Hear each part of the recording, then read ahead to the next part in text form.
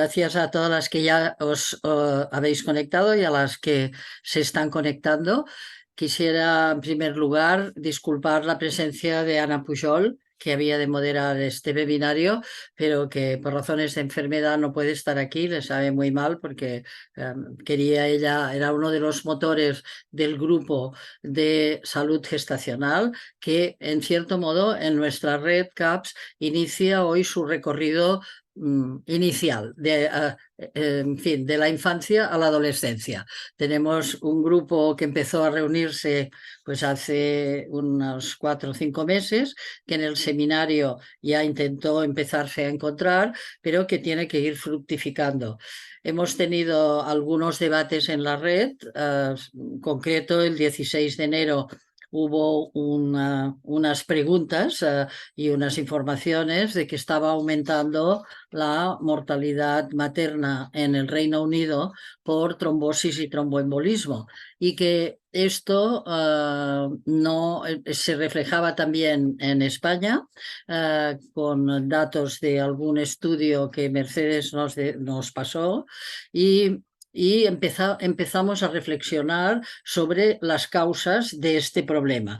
Ya hablábamos de la desigualdad social, del deterioro de los sistemas sanitarios, de la violencia obstétrica, de la obesidad, de la hipertensión, de causas concretas por cada país, porque parece ser que en Eslovaquia, por ejemplo, hay muchos derrames cerebrales. Bueno, pues con todo esto por delante, hoy iniciamos una reflexión que no va a ser exhaustiva, porque queremos que participen todas las mujeres de la red que estén interesadas y preguntando sobre lo que está pasando alrededor de la fase perinatal, por la fase prenatal, durante el parto y durante la fase de posparto. Sí contamos aquí con 3 participantes. Una virtual, que es Ivone Olza, que en este momento no podía estar y nos autorizó a reproducir lo que ella nos contó durante el seminario de la red.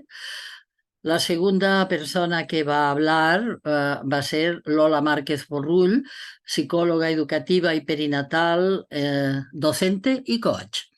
Y ella, como se define muy bien, dice: soy mujer, madre, hija, hermana, compañera, feminista, psicóloga educativa y perinatal, comprometida con el desarrollo integral de las mujeres, infancia y familia, profesora colaboradora en la UOC de Cataluña en psicología del desarrollo de la infancia y profesora colaboradora en la Universidad Pompeu Fabra en desarrollo de competencias coaching. He trabajado con diferentes colectivos en situación de vulnerabilidad y en variedad de proyectos de intervención socioeducativa y sociocomunitaria. Y dice que siente pasión por el acompañamiento de los tránsitos vitales de las mujeres y por la protección a las criaturas. Cuida el inicio de la vida, dando apoyo a grupos de mujeres en la crianza para el vínculo seguro y el neurodesarrollo humano. Y trabaja para la promoción y prevención de la salud materno-infantil desde un enfoque biopsicosocial y de perspectiva de género. Tiene experiencia en gestión y coordinación con otros dispositivos. Y en segundo lugar va a hablar después Yolanda Garza, que es graduada en enfermería y especialista obstetricia y ginecología, y trabaja como matrona. Es nuestra matrona de cabecera, a la que preguntamos cómo van las cosas o cómo, no, o cómo van mal o cómo van un poco mejor.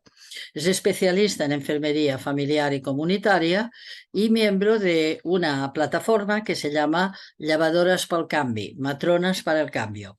Y es miembro de la red CAPS ya desde el año 2006 y nos ha escrito artículos para Mujeres y Salud, o sea que ya es conocida en la red. Y tengo también que decir que le ofrecimos la participación a la doctora María Fuentes, que ella es una de las pioneras en el trabajo alrededor de la crianza.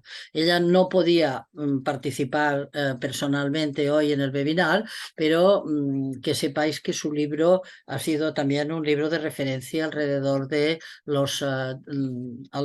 tema de la crianza. Y al final de las exposiciones hablaré yo solo 5 minutos sobre la biología de pre y postnatal y los análisis que creo que deberíamos hacer y no se hacen para que me los discutáis en el futuro. Por lo tanto, si te parece, Ariadna, podemos conectar con Ivone Olza y escuchar su primer discurso y a continuación Lola Márquez Rull hablará. Vale, creo que ya deberíais ver la pantalla. Por y para las mujeres, ¿Escucháis todo lo que bien? compartís en la red y todo lo que Sí, aprendemos perfecto. juntas. Es una maravilla y bueno, espero que nos podamos encontrar pronto. Me habéis pedido que hable de embarazo y la verdad es que yo puedo estar hablando de este tema muchísimas horas porque me encanta y lo he podido investigar un poquito, ¿no? Voy a ver si comparto aquí la presentación y entramos ya en materia. Bueno, cuidados en el embarazo en contextos de riesgo, ¿no? En el Instituto Europeo de Salud Mental Perinatal llevamos años ya con unas cuantas compañeras y algún compañero repensando un poco todo lo que rodea la perinatalidad. Tenéis este artículo que publicamos hace un par de años donde explicamos el modelo, ¿no? El modelo ecosistémico para nosotras significa tener una mirada amplia, poder ver todas las capas, ¿no?, que están ahí presentes en cada embarazo. Y casi todo lo que voy a contaros en esta charla está desarrollado en mucha mayor extensión y profundidad en este libro, ¿vale? En el libro que publicamos en el 2020 de Psicología del Embarazo, que es como la principal referencia. Porque, bueno, solo tengo 20 minutillos y voy a ir un poco rápida. Pero bueno, nos gusta este modelo de capas concéntricas para integrar, ¿no?, tanto la parte biológica como la parte social, cultural. Y voy a hacer un poco un repaso antes de entrar en detalle, ¿no? En el microsistema, pues estaría lo que es la mujer embarazada y la parte, como quien dice, pues más biológica, más psicológica, más médica. Aquí cabría hablar del cerebro maternal, ahora lo veremos, cabría hablar de la psicología del embarazo y también cabría hablar aquí pues de temas como, bueno, el bebé en construcción, pero también todo lo que sabemos ahora de la exposición a tóxicos en el embarazo, de la epigenética, etcétera, ¿no? Este estudio es precioso y lo hicieron unas compañeras de investigación ahí en Barcelona, dirigidas por Óscar Villarroya y Susana Carmona. Se publicó hace ya 6 años, pero fue el primer estudio que demostró que efectivamente el embarazo cambia nuestro cerebro, lo transforma. Y ahora sabemos, gracias a los siguientes trabajos de este grupo de investigación, pues que lo que acontece en el embarazo es una especie de poda neuronal, muy parecida a la que pasa en la pubertad. Por eso ahora se está hablando de matrescencia, ¿no? Matrescencia sería este perfeccionamiento de los circuitos cerebrales relacionados con la teoría de la mente que nos van a ayudar para luego poder cuidar al bebé. Y es muy importante conocer esto, ¿no? Porque este sustrato neuronal explica el proceso psíquico que acontece en el embarazo y que todavía es poco conocido, ¿no? Esta parte de la hipersensibilidad emocional sí que es más conocida, ¿no? Que las embarazadas pueden estar bueno, pues pueden estar más sensibles, más emocionales. Esto puede favorecer a veces la ansiedad y la preocupación excesiva, pero realmente, como dijo la psiquiatra francesa Monique Wildidowski, en el embarazo acontece un proceso psicológico específico que se caracteriza por esta sensibilidad creciente y también por una transparencia psíquica, una necesidad de revisar y comprender los vínculos primarios, ¿no? Un aflorar de recuerdos inconscientes. Esto explica un poco estas cosas que pasan en el embarazo, ¿no? De a veces sentirte como un poquito más infantil o de hacer nuevas amigas, pero también explica por qué incluso algunos embarazos buscados y deseados se van a acompañar al inicio sobre todo de mucha angustia, ¿no?, y de mucha ambivalencia, porque en el embarazo van a aflorar, van a emerger duelos y traumas no resueltos. Por eso el embarazo es también una oportunidad muy importante para la psicoterapia. Es un momento privilegiado, ¿no? Precisamente por esta plasticidad cerebral, pues a veces con psicoterapia en el embarazo vamos a tratar antes y mejor cuadros que sin estar embarazada podría tardar mucho más, ¿no? El embarazo en muchos casos acontece en el contexto de una relación de pareja con otro hombre o con otra mujer. También sabemos que hay mujeres que buscan el embarazo y deciden asumirlo en soledad, cada vez más mujeres, pero en cualquier caso prácticamente siempre va a haber una familia, ¿no? Una familia extensa, y esta dinámica familiar se remueve mucho también con el embarazo, y aquí van a interferir a veces pues las expectativas familiares, los mandatos, y bueno, vamos a ver cómo es muy importante tener en cuenta que el embarazo es un momento de mucho riesgo de recrudecimiento de violencia de género, ¿no? Luego volveré sobre esto. Pero tener siempre presente pues que bueno, que cuando nace un bebé nace una familia, y que el embarazo también es muy buen momento para romper esta transmisión intergeneracional a veces de maltrato, ¿no? O de maneras de relacionarse que no son sanas. Hace ya años que se describió la teoría de la programación fetal como manera de explicar cómo durante el embarazo se va a programar la respuesta del futuro bebé a distintos aspectos a lo largo de su vida, ¿no? Por eso lo que acontece en el embarazo, en algunos momentos concretos del embarazo, tiene una huella, un impacto enorme. Hay muchísima evidencia de esto, igual que la hay del origen fetal, ¿no? O gestacional de la salud, la DOJA. Hay estudios de seguimiento pues como este es el más conocido, el estudio de Avon, donde desde 1991 están siguiendo a todas las mujeres que se quedaron embarazadas en aquel año, y ya van por la tercera generación y han publicado miles de estudios analizando esos datos, ¿no? Y todos estos estudios confirman un poco que, pues, por ejemplo, que el estrés en el embarazo es malísimo, que hay un montón que puede condicionar, ¿no?, la aparición de un montón de enfermedades, y que hay una programación, ¿no? Este es uno de los últimos artículos, pero hay muchos, vamos, que realmente es muy importante, ¿no?, a nivel epigenético y en muchos planos, ¿no? Y a veces afecta incluso a la siguiente generación. Entonces, bueno, esto habrá que tenerlo presente. Luego, si vamos avanzando un poco hacia afuera, pues vemos que están todas estas capas que rodean a la embarazada, entre otras el sistema médico, que en muchos casos va a ir en dirección contraria, por ejemplo, al sistema laboral, ¿no? En nuestro país, una fuente muy común de estrés en las gestantes es el mercado laboral, ¿no? El tener o no tener trabajo. Es muy importante recordar que todavía no hay una prestación universal por embarazo en nuestro país, y esto es muy preocupante porque muchas mujeres pues, van a sufrir mucho estrés en el embarazo ya precisamente por este sistema laboral, ¿no? Y va a ser fuente de conflictos. Y luego, por esto, Louise Howard, ¿no?, que es la presidenta de la Sociedad de Marce, publicó este artículo hace años ya, que hablaba de que no hay salud sin salud mental perinatal, ¿no? Se está viendo la importancia de invertir en los cuidados en salud, en el embarazo y en los 3 primeros años de vida. Es el lugar donde deberíamos empezar, casi, donde la inversión va a ser más rentable, más efecto va a tener a medio y largo plazo, ¿no? Y la salud mental perinatal se empieza ya, bueno, en los últimos años ha habido como una explosión, ¿no?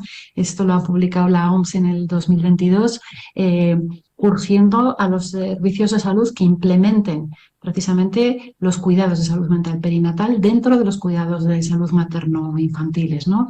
Y que se incorporen aquí las profesionales pues, de la psicología perinatal o de la psiquiatría, etcétera. Bueno, ¿qué pasa? Que el embarazo acontece en una cultura, y en nuestra cultura pues todavía estamos aquí en el macrosistema con todo este contexto patriarcal, que ahora entraré un poquito más, ¿no? Hasta qué punto afecta en el embarazo. Por eso es muy importante que nos pongamos las gafas violetas, compañeras, y que tengamos una perspectiva de género, ¿no?, a la hora de comprender y pensar, ¿no?, hasta qué punto este macrosistema, esta cultura va a afectar, ¿no? Venimos todavía, yo creo que en el feminismo todavía tenemos que darle mucha vuelta a todo lo que pasa con la maternidad. Todavía es necesario repensarlo, ¿no? Porque venimos de cosas como la segunda ola feminista, donde en los años 70, ¿no?, se empezó a pensar que sería una fantasía, ¿no?, poder liberarnos de la biología, ¿no? Y Sulanit Firestone y otras autoras pues hablaban de esta fantasía, ¿no?, de las incubadoras, de los úteros artificiales, y realmente esto no se ha ido del todo, ¿no? Todavía está ahí. Todavía hay una visión de que serán los úteros artificiales los que nos liberen de esta carga.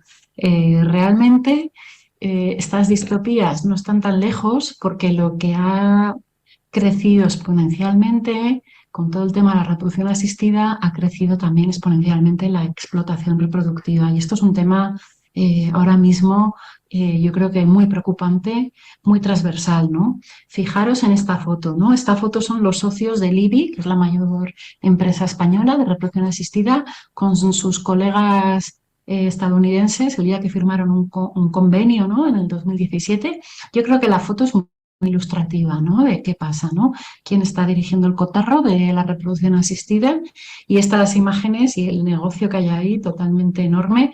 Es importantísimo que como feministas lo tengamos presente, ¿no? Entre otras cosas porque España ahora mismo es una de las mecas del turismo reproductivo, ¿no? Somos potencia mundial, por ejemplo, en compraventa de óvulos, ¿no? Y esto implica pues muchos temas. Implica que las jóvenes de nuestro país no se pueden plantear en muchos casos un embarazo, incluso si lo desean, pero lo que sí que se pueden plantear es, entre comillas, donar, que no es una donación, es una venta de óvulos como forma de tener unos ingresos mínimos, ¿no? O sea, esto es tremendo, y realmente yo creo que desde el feminismo y desde la salud aquí hay mucho trabajo por hacer, ¿no? Lo primero sería visibilizarlo.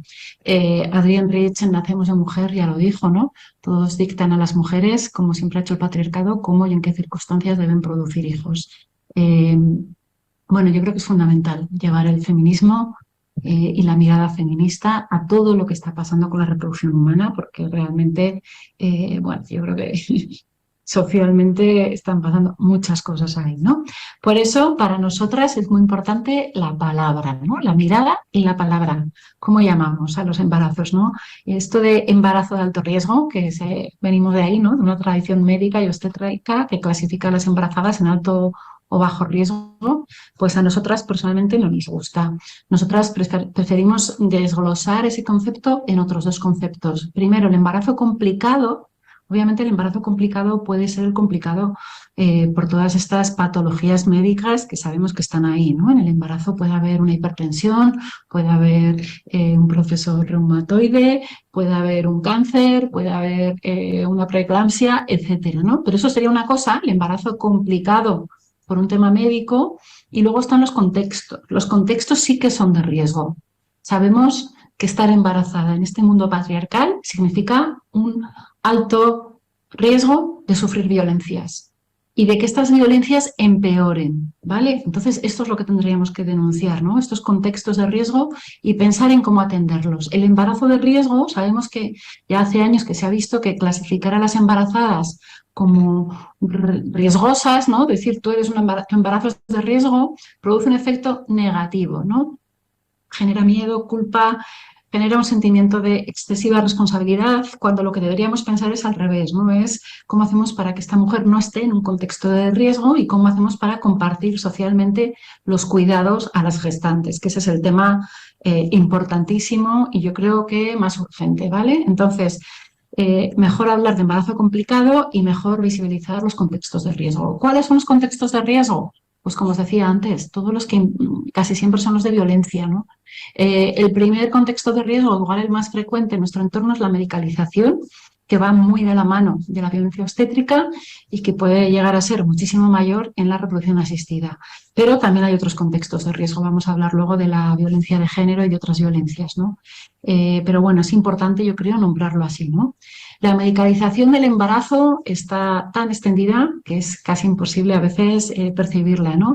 Michelle Oden ya habló hace unos cuantos años de esto, en los años 90, habló del efecto nocebo, ¿no? De los efectos adversos de esta medicalización del embarazo, de hacer tantas pruebas, muchas veces sin que haya una conversación previa, sin que haya un verdadero consentimiento informado.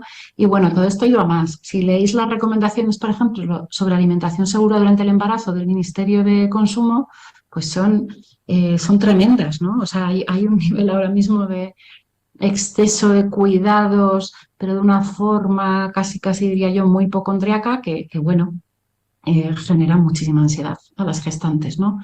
Y lo mismo en cómo se están haciendo pues algunas pruebas, ¿no? Cómo se les da la información, el tema de la glucosa, el tema de las pruebas complementarias, el tema del diagnóstico prenatal, el tema del peso, ¿no? Por ejemplo, vamos a tomar esto como ejemplo. ¿Por qué? ¿Por qué se pesa a las mujeres rutinariamente en las consultas de obstetricia, cuando la mayoría de las mujeres ya saben su peso, ¿no? Sabemos que para muchas mujeres con antecedentes de trastorno de conducta alimentaria, el ser pesadas en público es una fuente de mucho estrés y ya solo eso puede generar a veces una descompensación, ¿no?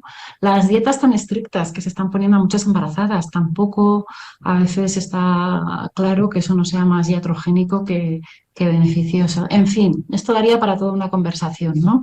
Y el diagnóstico prenatal, ¿no? A veces se están haciendo pruebas sin informar exactamente de cuál es el objetivo, de lo que son los falsos y los positivos y negativos. Y todas estas pruebas muchas veces sin un buen acompañamiento, sin una contención psicológica, van a generar pues un trastorno de ansiedad.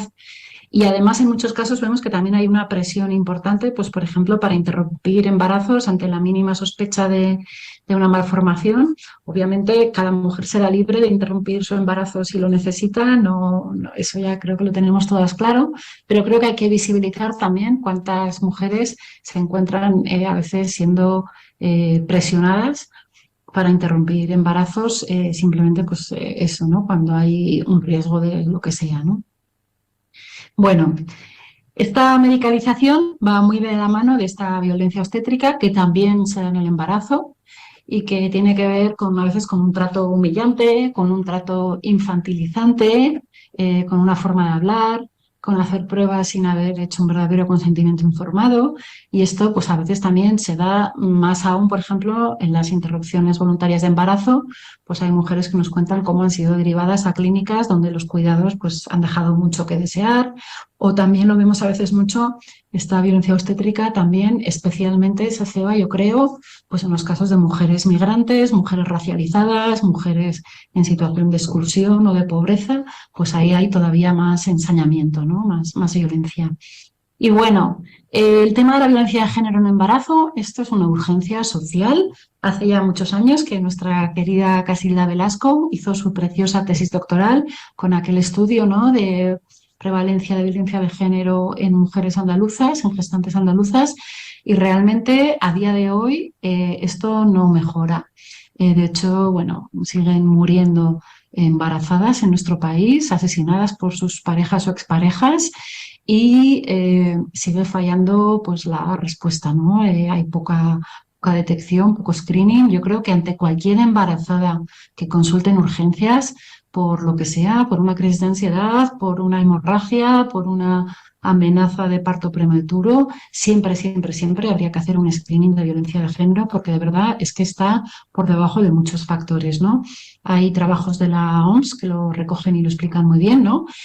Sabemos que la violencia de género se recrudece, empeora en el embarazo. Hombres que previamente podían ser más o menos violentos, a veces al quedarse su pareja embarazada se les activa o les empeora, a veces un consumo de tóxicos, a veces una celotipia o empezar a pensar que el embarazo no ha sido por ellos, etcétera, ¿no? Son situaciones muy preocupantes y esto es causa de muerte, ¿no? Fijaros, en Estados Unidos ahora mismo la principal causa de muerte en embarazo es el homicidio. Esto es así de terrible, ¿no? Y el suicidio también se está viendo que es una causa importante. Entonces, bueno, pues esto tenerlo siempre presente y seguir trabajando. Un ejemplo de contexto de riesgo llamativo es el de la subrogación, ¿no? Porque fijaros, cuando se habla de la gestación subrogada, ¿no?, y se idealiza, ¿no?, como estas mujeres que quieren gestar un bebé para otras, pues realmente lo que sabemos y lo que nos están diciendo los estudios es que en los países donde esto está más o menos legalizado, pues muchas veces lo que subyace es una violencia de género. Es decir, es la pareja o el marido el que presiona a la mujer para que geste un bebé con el fin de quedarse él con esos ingresos económicos, ¿no? Sería muy parecido al proxenetismo, ¿no? Pues igual con el embarazo, ¿no? Y la subrogación, pues es una suma de riesgos también para la gestante, ¿no? Son embarazos de mucho riesgo, además pues con mucha medicalización, con muchísima presión para estas gestantes, y no hay casi estudios donde se haya seguido pues qué pasa después, ¿no? Cómo están estas mujeres en el posparto. Sabemos que los partos en una mayoría van a ser muy intervenidos, muy medicalizados, programados. hay muy poco trabajo de investigación, como os digo, cualitativo que haya seguido a estas gestantes después en el duelo o si tienen un trastorno puerperal, en fin, que son contextos, como os digo, de muchísimo riesgo. Y luego, pues recordar todo esto que está ahí, ¿no? El ser gestante en un conflicto bélico, como era, bueno, pues el escenario que tenemos ahora en Europa con la guerra de Ucrania, pero también todos los otros escenarios, ¿no? Todas estas mujeres que en muchos casos también son víctimas de trata, que en muchos de estos embarazos además acontecen por violaciones y que son mujeres que a veces están llegando en patera a nuestro país o son víctimas de redes de trata de seres humanos y que a veces van a ir a los centros de internamiento para extranjeros o a la prisión. Y bueno, yo creo que realmente lo que tendríamos que reclamar es que sean estas mujeres embarazadas en situación de máxima precariedad las que tendrían que tener los mejores cuidados, ¿no? Si conseguimos que las mujeres más excluidas y más con mayor precariedad tengan un buen cuidado durante el embarazo, pues probablemente lo consigamos para todas, ¿no? Pero yo creo que habría que empezar por aquí, visibilizando todas estas situaciones tan duras. Bueno, y las mujeres con un trastorno mental previo, pues en muchos casos se van a enfrentar al estigma, ¿no? Cuando quieren quedarse embarazadas, pues a veces ya si lo plantean se encuentran con el juicio de cómo te atreves a quedarte embarazada si tenías un trastorno de personalidad o una esquizofrenia. Hay muy pocas consultas prenatales especializadas y sin embargo sabemos que es muy importante la planificación en estos casos y el acompañamiento holístico, ¿no? El acompañamiento integral. Y que algunas mujeres con trastorno mental en el previo, precisamente con un buen acompañamiento, el embarazo y la maternidad, si se transitan bien acompañadas, pueden ser experiencias muy reparadoras. Sabemos de mujeres con trastorno mental grave que nunca han estado tan bien como después de haber sido madres, ¿no? O sea, que no verlo como algo negativo, pero sí pensar en la necesidad de cuidados, de acompañamiento, la medicación, recursos especializados, etcétera, ¿no? Bueno, son muchos temas, la verdad, ya lo sé que igual estoy yendo muy rápido y igual os estoy abrumando un poco. Rescatar este concepto, que seguramente ya lo conocéis, el concepto de cuidados sensibles con el trauma, llevado al periodo perinatal, ¿no? El embarazo es un momento de reactivación, por ejemplo, de recuerdos o de traumas relacionados con abusos sexuales. Y esto hay que saberlo, hay que cuidarlo al máximo, ¿no?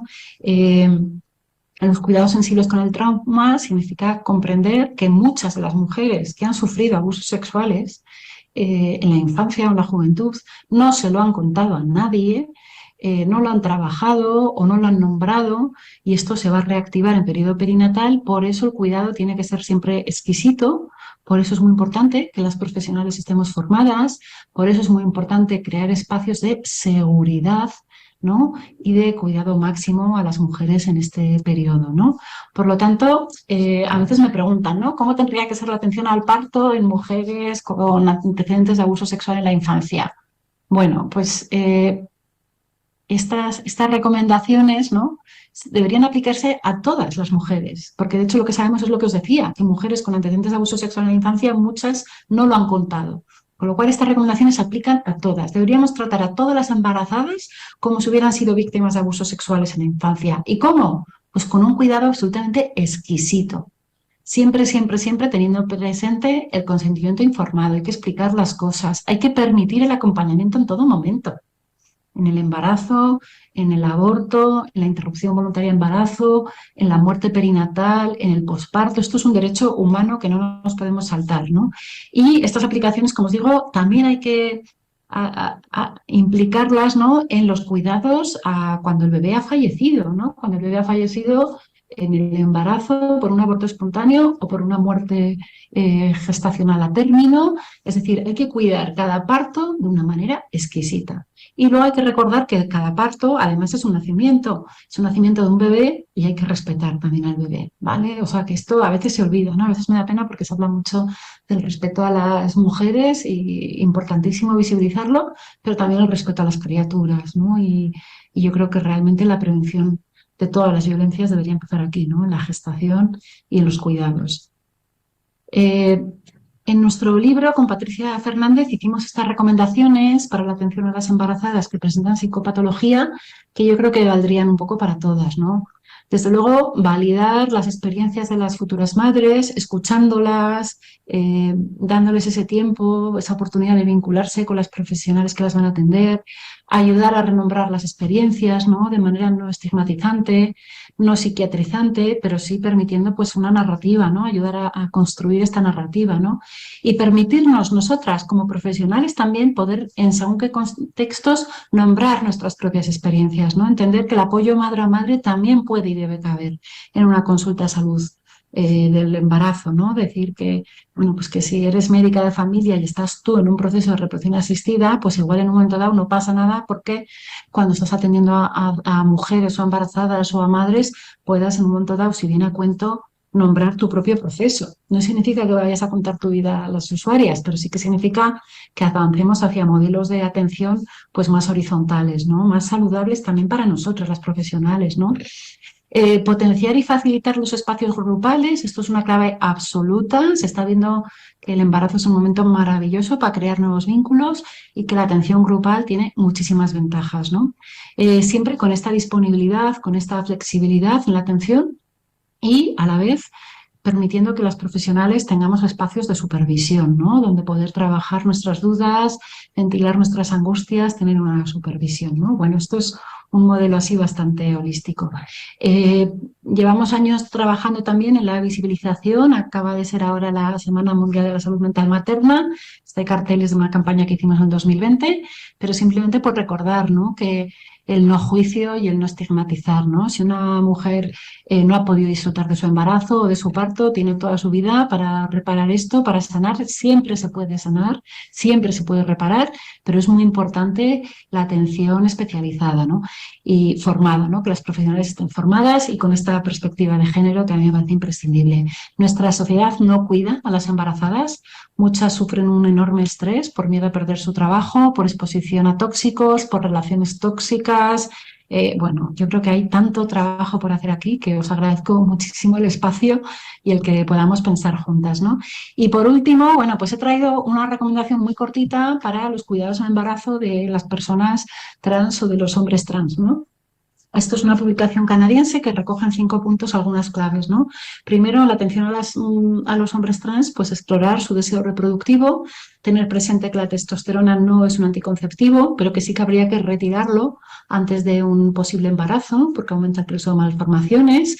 Y bueno, pues ofrecer apoyo psicosocial, ¿no? Se acaba de publicar un artículo, creo que hace 2 semanas, pero todavía no lo he podido leer, que es este, en la revista de la Asociación Médica Estadounidense sobre el embarazo en personas trans y no binarias. Y bueno, creo que es un artículo importante. Lo que pasa es que ya os digo que acaba de salir y todavía no lo he podido ni conseguir.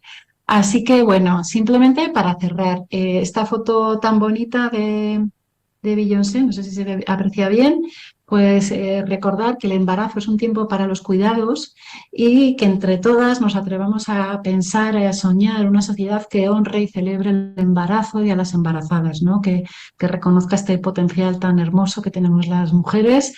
Por supuesto que todos los embarazos sean buscados y deseados, ¿no? Y que cada mujer se sienta protagonista y libre de decidir y de elegir, pero que eso, que haya unos cuidados pues, basados en la evidencia, sensibles con el trauma y sosteniendo.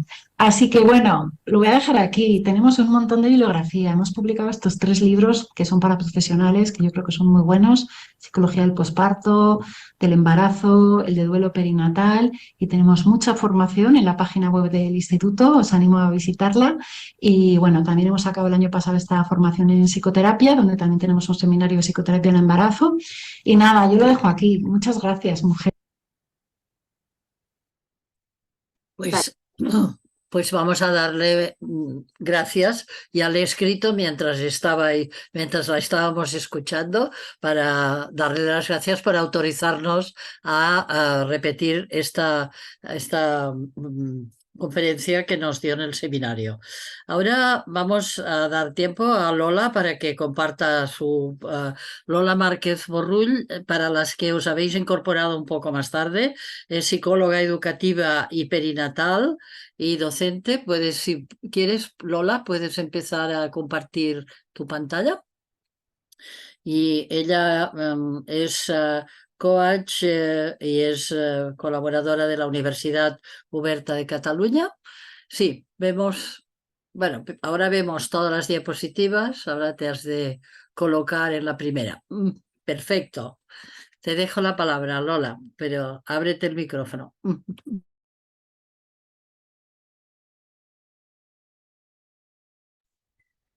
Muy bien. ¿Veis la pantalla, verdad? ¿Sí? Perfecto. Bueno, pues muchísimas gracias por esta invitación. Buenas tardes a todas. Estoy contenta y súper agradecida también por poder compartir este espacio de la Red CAPS con todas vosotras. Os hablaré sobre aquello que ocurre en el periodo perinatal, desde el deseo de la maternidad, la preconcepción, la gestación, el parto, el posparto y hasta la primera crianza, desde la esfera emocional y psicológica. Este periodo es un periodo de gran impacto en la vida de una mujer, es una crisis vital con grandes aprendizajes, oportunidades, descubrimientos, el desarrollo de la identidad y de crecimiento personal, y a la vez un momento de muchísima vulnerabilidad y ambivalencia. ¿Por qué? Pues porque es un periodo que exige muchísima, tiene una gran exigencia física y a la vez también una gran demanda de adaptación emocional y psicológica. La mujer va a tener que va a tener que movilizar todos sus recursos para adaptarse, va a tener que ir construyendo resiliencia frente a posibles dificultades con las que pueda ir encontrándose a la vez que van produciéndose todos estos cambios. La maternidad, desde la joya de dar vida y de traer vida a la vida y acompañar al bebé a lo largo del desarrollo evolutivo, también conlleva una serie de dificultades. Luces y sombras que vamos a ir viendo y cómo pueden ir afectando a la salud. Vamos a ver si puedo ahora. Bien. Vamos a hacer este recorrido con dos partes. Primero vamos a ir hablando sobre qué necesitamos tener en cuenta como toma de conciencia y en segundo lugar, qué podríamos hacer. Sería plantear este protocolo.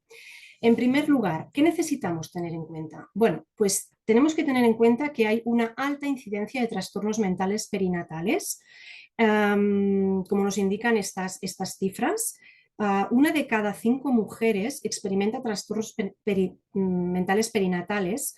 Entre el 20 y el 25% de los embarazos terminan en aborto espontáneo o muerte fetal y 7 de cada 10 mujeres ocultan sus síntomas por el estigma social. También hay que tener en cuenta la depresión en el caso de la pareja. En segundo lugar, detectamos que hay un déficit en la atención durante la gestación y previamente a esta.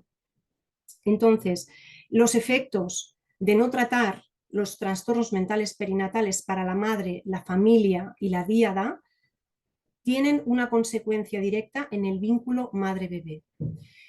Tienen efectos en la descendencia, por ejemplo, peor salud física, alteraciones en el peso, alteraciones en el crecimiento y en el neurodesarrollo del bebé, alteraciones a nivel emocional, sobre todo en niñas, y alteraciones a nivel cognitivo y conductual en niños. También hay que tener en cuenta que se diagnostican más mujeres con trastorno mental perinatal a causa de factores biológicos, culturales y sociales, y que también todos los cambios socioculturales y políticos agravan el problema. Por ejemplo, la familia como institución, ¿no? El cambio en la diversidad familiar, aspectos que tienen que ver con el mercado laboral, ahora nos comentaba también Ivone, ¿no? Otro tema que también hay que tener en cuenta y que tenemos que tomar conciencia es que tenemos pocos servicios públicos en salud mental perinatal. En Cataluña, aunque los servicios de psicología de salud mental perinatal son insuficientes, todavía contamos con más asistencia que en otras comunidades autónomas. Por ejemplo, Madrid, Navarra, País Vasco, Asturias los tienen, ¿no? En Cataluña contamos con los dispositivos de los ASIR, que son los centros de atención a la salud sexual y reproductiva, y con unidades de salud mental perinatal en 2 hospitales de referencia, el Hospital Clínic y el Hospital de la Vall d'Hebron. Bueno, a partir de ahora sí que me gustaría visibilizar la importancia de contar con los cuidados psicológicos y emocionales en esta etapa, en la etapa perinatal, porque además esto lo que hará será fortalecer el vínculo temprano. La salud mental materna es una prioridad que necesitamos poner recursos, porque podemos encontrar dificultades emocionales a lo largo de las diferentes etapas, ahora los iremos viendo, que impactan en la mujer, impactan en el bebé y impactan en su entorno. Entonces, será necesario atender y cuidar estas necesidades. Vamos a ir viendo estas luces y sombras que comentábamos al principio. En la etapa gestacional va pasando que se va formando una nueva identidad en el tránsito de la no maternidad a la maternidad. Aquí quiero destacar el concepto de matrescencia, que la investigadora y neurocientífica Susana Carmona nos explica, que significa, que también Ivone ha hecho referencia, que el cerebro de la mujer, una vez ha quedado embarazada o previamente, ya va cambiando, y este cerebro nunca vuelve a lo que era antes. No solamente hay cambios en el cerebro, hay cambios a nivel hormonal y hay cambios en el sistema inmune. Diana Oliver, que es una escritora, nos dice que el deseo de maternidad compite con otros deseos. Perdonad, pero creo que es aquí donde tendríamos que situarnos. Estamos en la etapa, en el proceso de la pregestación. Diana Oliver, como decía, escritora, nos dice que el deseo de maternidad compite con otros deseos y también se enfrenta a condiciones socioeconómicas que impactan, ¿no? En el deseo de maternidad, el trabajo perinatal empieza desde el momento en el que se empieza a tener la idea de esta búsqueda del bebé. Este es el momento ideal para preparar el cuerpo, preparar la mente, atender la salud de una manera integral. Es un momento donde visualizamos a este ser, se empiezan a trabajar ya las representaciones maternales de cómo nos imaginamos a nosotras mismas siendo madres, cómo nos imaginamos a nuestro bebé. María Beltrán, que es una especialista en psicoterapia corporal y perinatal, nos dice que acoger desde nuestras entrañas el deseo de la maternidad y abrir la puerta de nuestra casa interna para gestar a lo largo de 9 lunas a un nuevo ser, es el primer acto de amor hacia el bebé. Durante la búsqueda de la concepción hay 2 actos más, y es 2 actos más de amor, y son, uno, la entrega a la vida o el rendirse a ella, porque no sabemos en qué momento se va a dar esa concepción. Entonces, necesitamos hacer un trabajo de acoger esta espera, ¿no? La paciencia será necesario trabajarla también a lo largo de todo el proceso. Entonces, que esté acompañada la mujer para este tránsito es importante. Puede ocurrir que a veces el embarazo no es deseado, creando mucho malestar, creando mucha ambivalencia sobre qué decisión tomar respecto a si interrumpir o no interrumpir voluntariamente el embarazo. El feto tiene sustento físico, pero el sustento emocional en este momento está comprometido. Otra dificultad que nos podemos encontrar es la esterilidad, ¿no? Que es la incapacidad de una pareja de conseguir una gestación tras 12 meses de relaciones sexuales frecuentes sin protección, y esto afecta al 15% de las parejas heterosexuales en edad fértil. Es un tiempo en el que se generan muchas dudas, mucha incertidumbre, mucha preocupación, dudas como ¿acaso no soy fértil? ¿Tendré algún problema que me impide ser madre? ¿Quizás no somos compatibles? Bien, todo esto, como veis, puede generar muchísima preocupación. En la infertilidad sí que se consigue el embarazo, pero no llega a término, ya que se producen abortos que pueden ser espontáneos porque, bueno, la naturaleza también es sabia.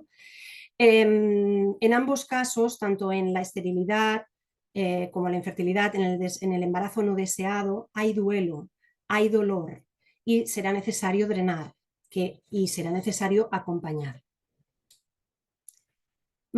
pasamos a la fase de la gestación. Ivone nos ha dado una clase magistral, como no podía ser de otra manera. Destacaría, en todo caso, que las mujeres sepan y estén informadas sobre esta etapa, porque les ayudará a sentirse legitimadas para la toma de decisiones, a la importancia del consentimiento informado. Conocer, que ellas conozcan la psicología de la maternidad las ayudará a comprenderse mejor, a aliviarse tensiones, miedos, exigencias, trabajar las expectativas e ir integrando este cambio de identidad, a transitar esta etapa que sabemos que conlleva vulnerabilidad y necesidad de readaptación como crisis evolutiva que es, y prepararse para el parto. Tanto la madre como el bebé tienen derecho a tener un parto humanizado. El embarazo no protege a la mujer de la depresión. Antes, esto es un mito, antes se decía que sí, se sabe que no. Tener salud mental no es no sufrir ansiedad, no es no sufrir depresión, va más allá de todo esto. Me gustaría resaltar sobre todo la importancia de los espacios de cuidados como los grupos de embarazo. Muchísima atención a la violencia obstétrica, nombrarla. Bueno, en resumen, muchísima información que también nos ha dado Ivone y que lo hago más cortito por esta razón en este momento, para esta fase. Vamos a ver la fase postgestacional, posparto, la primera crianza. A ver, en el puerperio en sí es un periodo sensible, para la fusión, con una parte física y una parte emocional.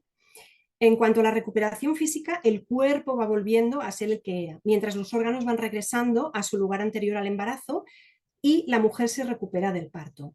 En cuanto a la esfera emocional, el puerperio es un momento de muchísima labilidad emocional. La llegada de un bebé implica aumento de oxitocina, amor, ternura, sensibilidad, lágrimas. Puede también haber muchos miedos de no saber cómo cuidar a ese bebé, de que le pase algo, de que coma lo suficiente, de que enferme. Es por ello importante acompañar en la gestión de diferentes estados emocionales como la ambivalencia, la culpa, las preocupaciones, para integrar la nueva vivencia de haber nacido una madre junto al nacimiento de un nuevo bebé. También será necesario atender las dificultades emocionales que pueda tener la pareja, si la hay. En cuanto al reajuste del sistema familiar, la llegada de un bebé también implica una reevolución y puede resultar todo un desafío ajustarse, adaptarse a los cambios que un hito de este tamaño supone en la dinámica familiar, la constitución de nuevos roles, la reestructuración de los tiempos, la ubicación de la familia de origen y de la familia extensa. El papel de la pareja es fundamental en el sostén y la protección a la díada, así como de ocuparse de aspectos logísticos para que la madre pueda ocuparse de lo que se tiene que ocupar, que es de estar con su cría. En cuanto al vínculo, Susana Carmona también nos dice que todos los pensamientos, motivaciones y acciones están centradas en el bebé, lo que Winnicott llamó preocupación maternal primaria. Se modifican regiones del sistema límbico que hace que la madre se sienta atraída hacia su bebé. El bebé lo que hace es actuar de estímulo para motivar la conducta materna. Esta madre recibe la información de la conexión con el bebé, están en sincronía, se activan las neuronas espejo.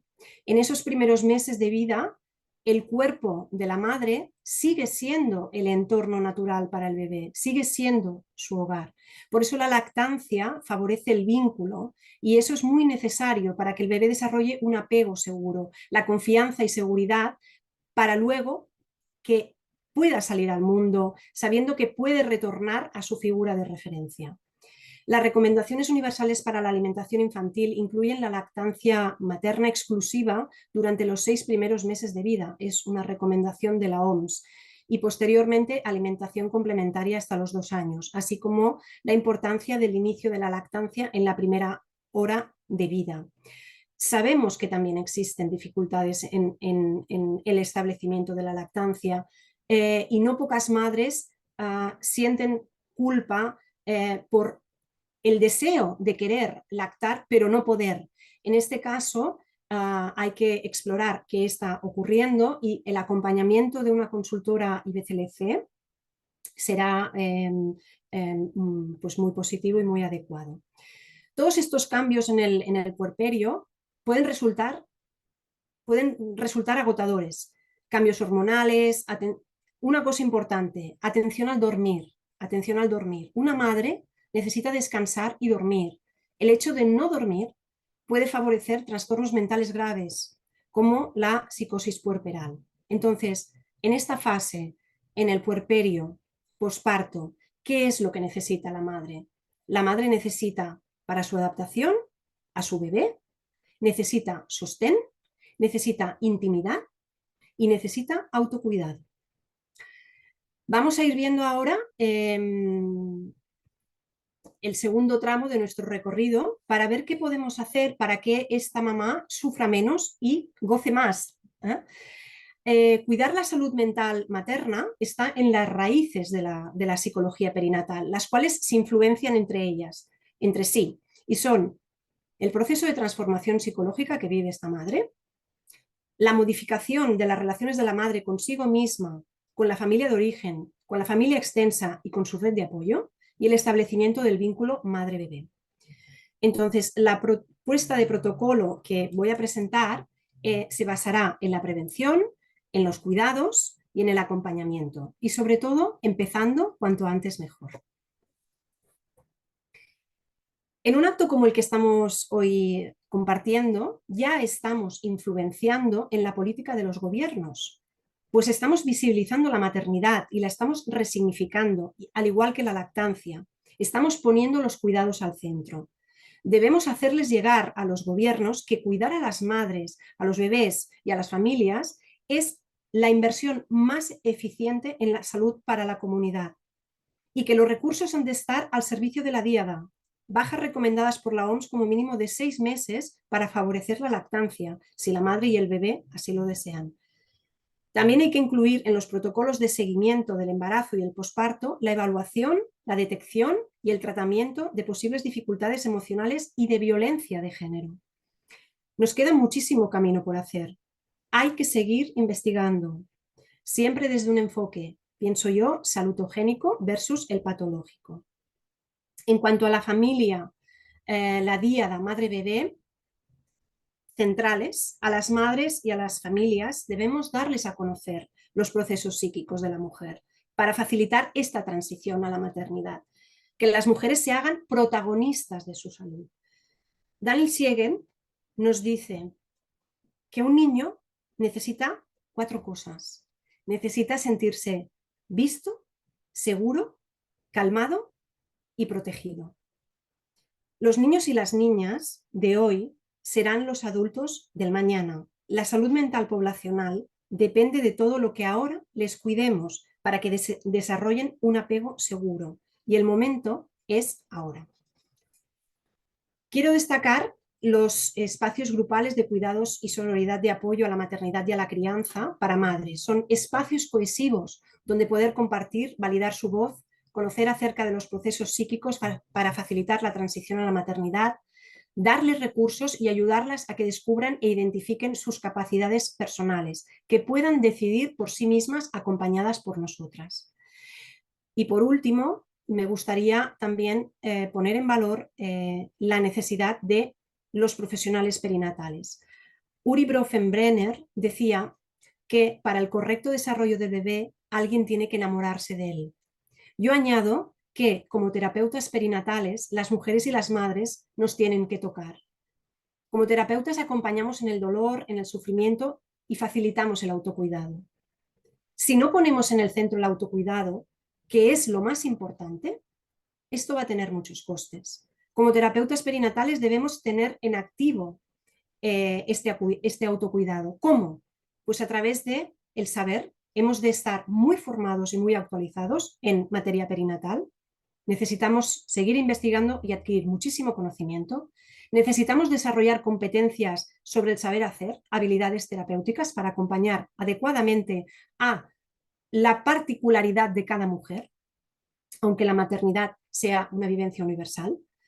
Y, sobre todo, saber ser, ir a buscar la esencia. Cómo yo, terapeuta perinatal, estoy de afinada, estoy en mi eje para acompañar en este momento a esta madre, a este bebé, a esta familia. Al final es un volver a casa. Es la invitación que les hacemos a las mujeres que en los encuentros de mujeres, que es precisamente esta, volver a su espacio seguro. Para acabar, me gustaría leer esta afirmación que dice que la mejor intervención y apoyo psicosocial posible es hacer que la madre se sienta sostenida para que pueda establecer y sostener el vínculo con su bebé durante el embarazo, el posparto y la crianza. Muchísimas gracias por vuestra atención. Muchas gracias, Lola. Mientras Yolanda intenta compartir ya su presentación, os recomiendo que si se os van ocurriendo preguntas o reflexiones que a lo mejor hoy no podremos desarrollar porque ya solo con el listado que nos han dado Ivone Olza de todos los problemas que puede haber en la fase del embarazo, en relación a la violencia, circunstancias externas, internas, pues bueno, que podamos tener vuestras opiniones, incluso para desarrollar otros webinarios profundizando en algún aspecto en concreto. Entonces, lo que se os ocurra y nos podáis enviar por chat, lo tendremos en cuenta, pero habrá un momento en que también hablaréis, ¿eh? Yolanda, ¿puedes compartir ya pantalla? Sí. Pues adelante. Venga, buenas tardes. Soy Yolanda Garza, soy matrona en Sí. Barcelona. Estoy muy agradecida. No la compartes, ¿eh? No la estás ¿No estoy compartiendo. compartiendo? No. ¿No? Pues Por eso te digo que si puedes compartir. Perdón. Vamos a ver. Compartir pantalla. Ahora sí. Ahora sí. Ahora sí. Y ahora ponla en que ocupe toda la pantalla. Ah, sí, presentación. Perfecto, ya está. Cierro. Vale. Bueno, pues lo que decía, muchas gracias por haber contado conmigo para este tema tan interesante. Yo soy Yolanda, soy matrona en Barcelona y venía a explicaros bueno, la visión más de matrona del cuidado y el acompañamiento de un embarazo.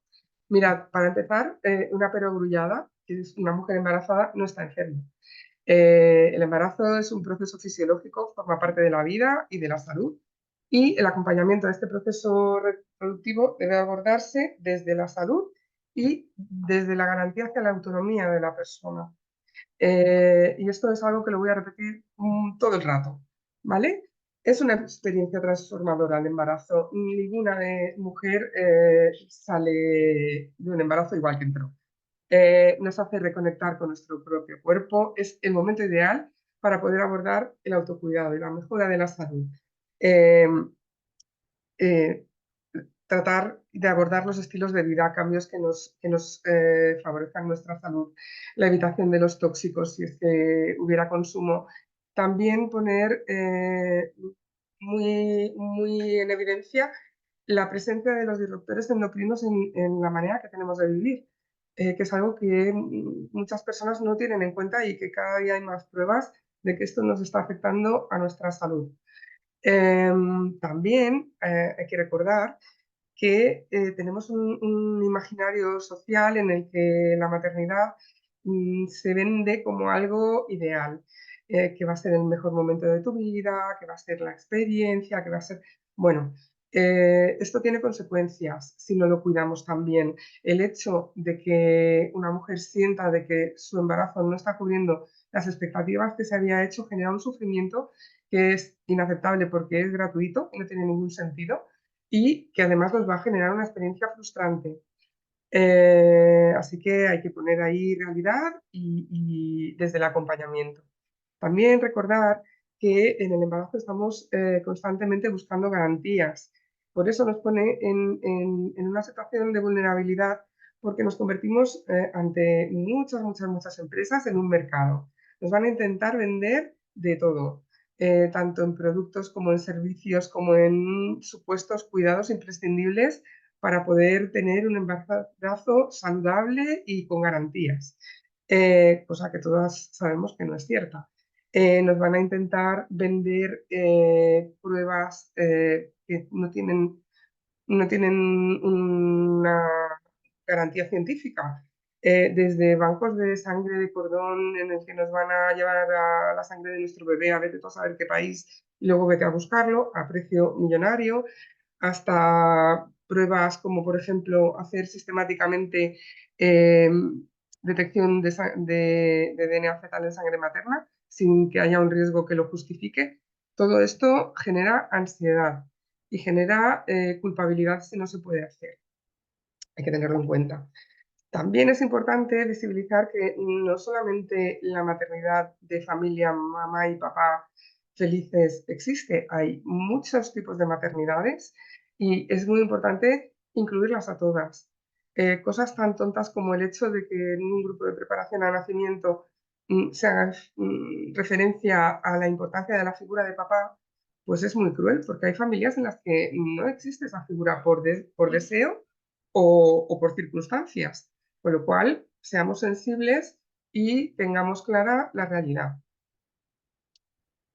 Bien acompañada por la profesional óptima, tanto en formación como en aptitudes, la persona tendrá en el embarazo ese tiempo de crecimiento y empoderamiento personal a través de la autonomía con información de calidad y basada en la última evidencia disponible, podrá tomar decisiones informadas.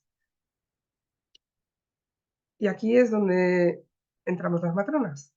Cuando tú dices, te preguntan, ¿qué profesión tienes para cualquier cosa? Y dices, soy matrona, lo que te contestan todo el mundo es, oh, es muy gracioso y muy bonito, la verdad.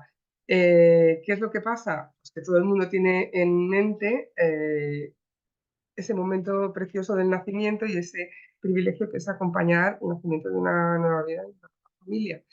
Y es verdad, es un privilegio. Pero además de un privilegio, tenemos que recordar que las matronas somos las profesionales sanitarias que a lo largo de toda la vida de la mujer damos la atención integral a su salud sexual y reproductiva.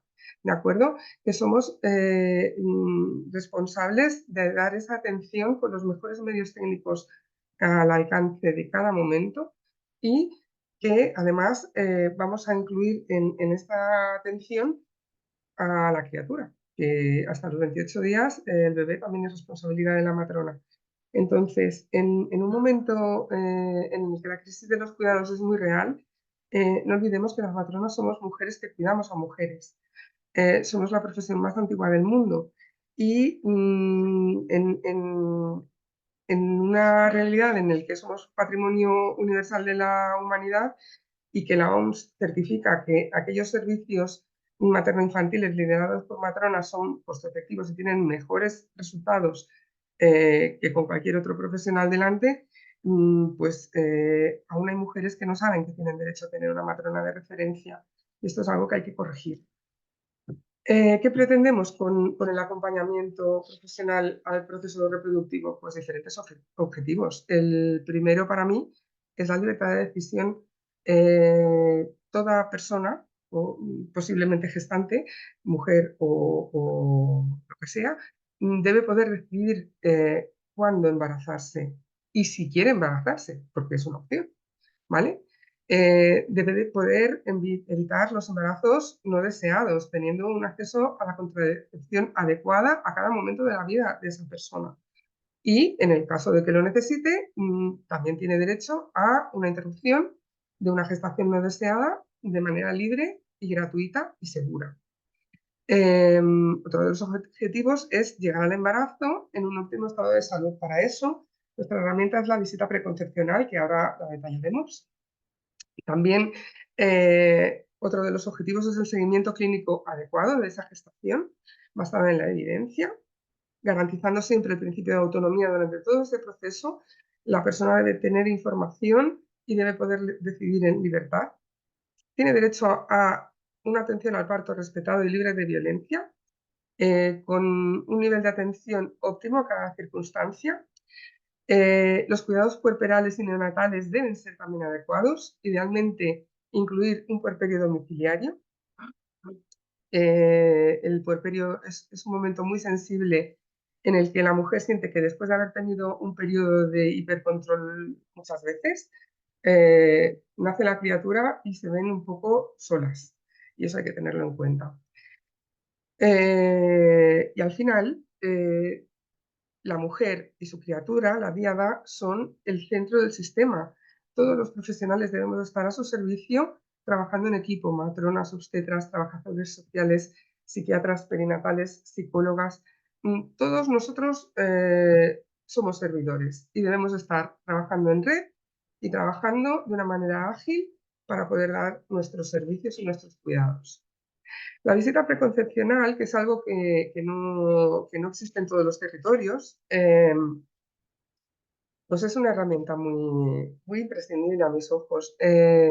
Como decíamos, el objetivo es que la persona llegue a este embarazo en el óptimo estado de salud física y también mental. En esta visita vamos a identificar riesgos, factores de riesgo, situaciones de salud que son susceptibles de mejora. No todo es patología, sino que sencillamente por el hecho de tener una vida, pues hay cosas que siempre podemos hacer mejor. Y ahí es un momento ideal, esta visita preconcepcional, para poder bueno, incidir en esas cosas mejorables, valorar la alimentación. Dentro de la alimentación, una cosa muy concreta son el aumento tan significativo que está habiendo en intolerancias y malabsorciones. Es muy importante valorar esta parte física en concreto y yo creo que es algo que podemos tener presente para estas mejoras que tenemos que proponer, porque realmente nos encontramos personas con celiaquía, con otros síndromes malabsortivos que llegan a los embarazos o incluso durante el embarazo con auténticas malnutriciones, y eso hay que tenerlo muy presente. También valoraremos los antecedentes familiares, si hay consumo de tóxico y su cesación, y darles recursos a las personas para que esto pueda hacer así, el estado vacunal. Todo esto lo tratamos en la visita preconcepcional. También es un buen momento para iniciar las suplementaciones. Aquí tengo que decir que lo ideal es el metilfolato, como hablábamos en el último webinar.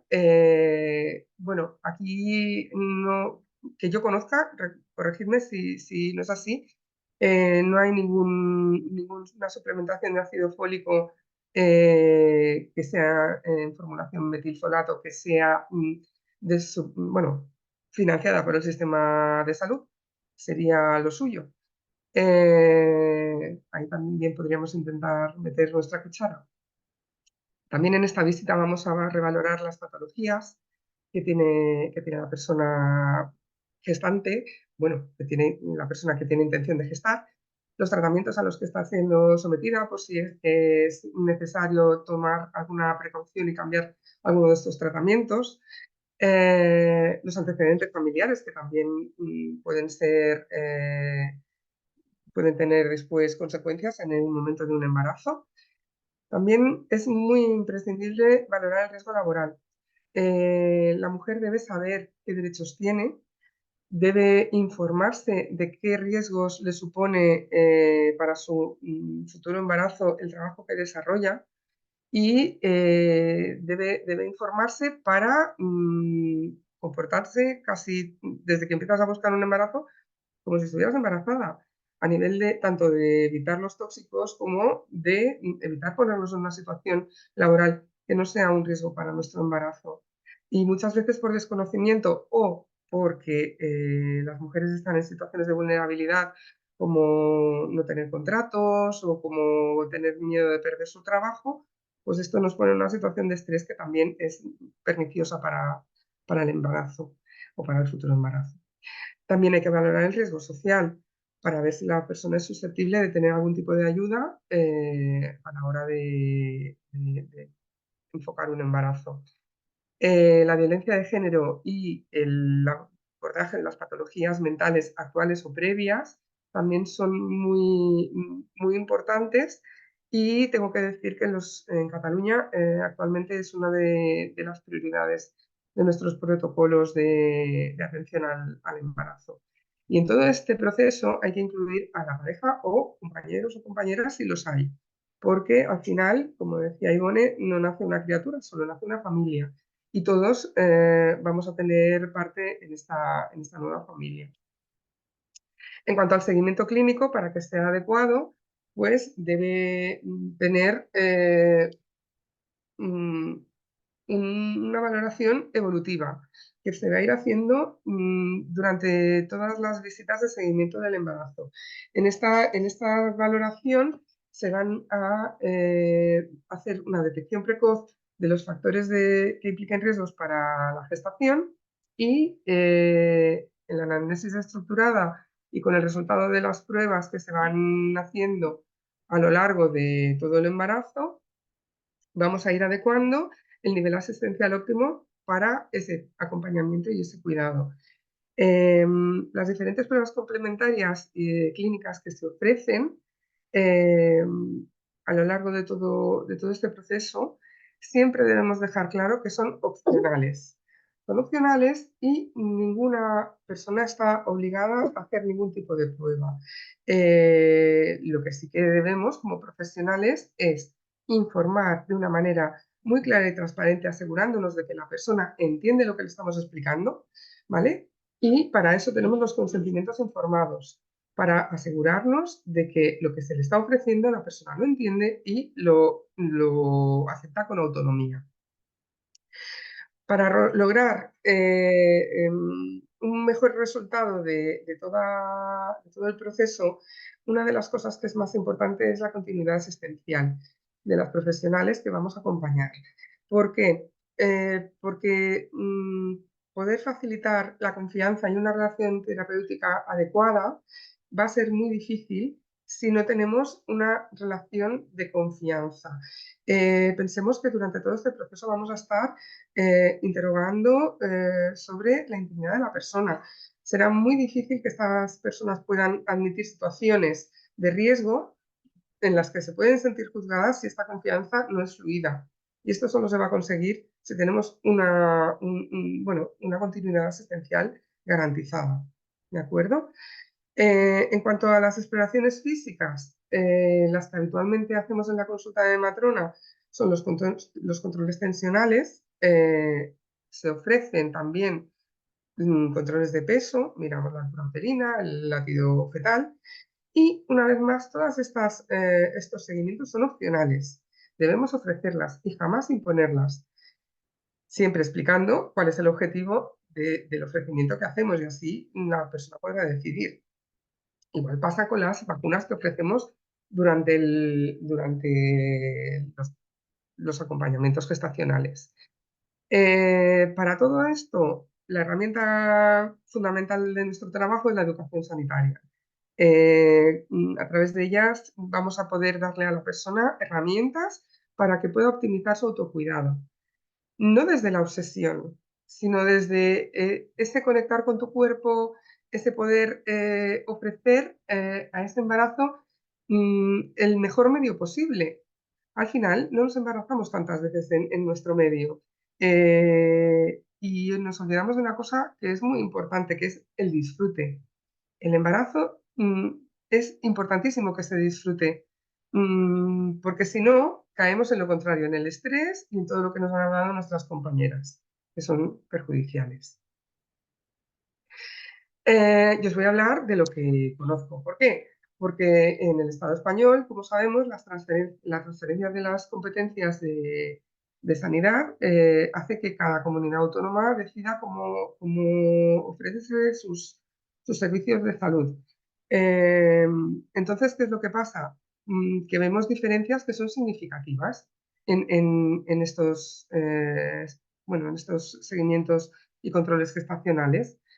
En Cataluña, por ejemplo, os puedo decir que se ofrece una primera visita de matrona antes de las 10 semanas de gestación, ¿vale? En el que se hace sobre todo esa primera anamnesis dirigida y reforzamos lo que se hizo en la visita preconcepcional si se pudo hacer y si no se hace en este momento. Ofrecemos también visitas mensuales con la matrona de referencia o con la obstetra en el caso de que haya patología o que haya necesidad de incrementar el nivel asistencial. Son 3 analíticas y 3 ecografías como base, que son las que realmente se ha demostrado científicamente que son las necesarias. En el caso de que se justifique que hay algún resultado que requiera más pruebas, serán todas las que hagan falta, pero de entrada con estas serían suficientes. Y es lo que yo les digo a las mujeres a las que acompaño: te deseo un embarazo que, con 3 analíticas y con 3 ecografías, que va a decir que todo está bien. Según los resultados de estas pruebas complementarias, pues derivaremos al nivel asistencial oportuno, sin más. Y irán pivotando entre niveles asistenciales, sea obstetras, en el hospital o donde haga falta. A lo largo del embarazo se ofrece grupos de preparación al nacimiento, tanto en general como grupos exclusivos para padres, para fomentar nuevas paternidades más conscientes, o para grupos poblacionales más concretos, como podrían ser las adolescentes. Los grupos de acompañamiento de preparación al nacimiento ofrecen a las personas gestantes y parejas o acompañantes, si los elegidos, tanto información fidedigna en cuanto a los efectos del embarazo, del parto, del puerperio, de la lactancia, de los cuidados del recién nacido, como también la recomendación que hacemos de que se puedan participar en estos grupos es el hecho de que son compartir la experiencia entre iguales.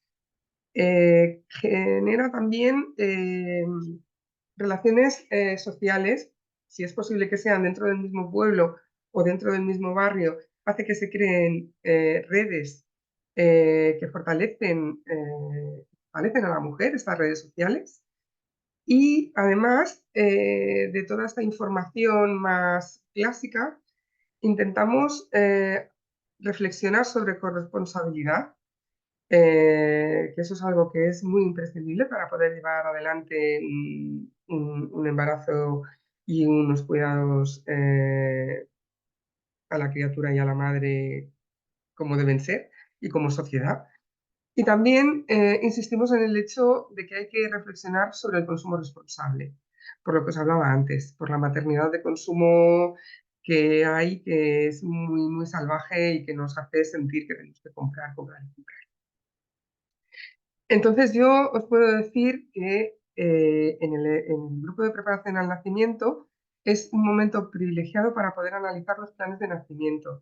El plan de nacimiento al final es la expresión del consentimiento informado justo para el momento del parto y el posparto inmediato. Es un documento que se rellena durante el embarazo, se analiza, se contesta, se resuelven las dudas y absolutamente dinámico. Nada de lo que se ponga ahí quiere decir que si yo decido que quiero intentar un parto natural, me van a negar ninguna técnica de alivio del dolor o incluso una peridural si la deseo.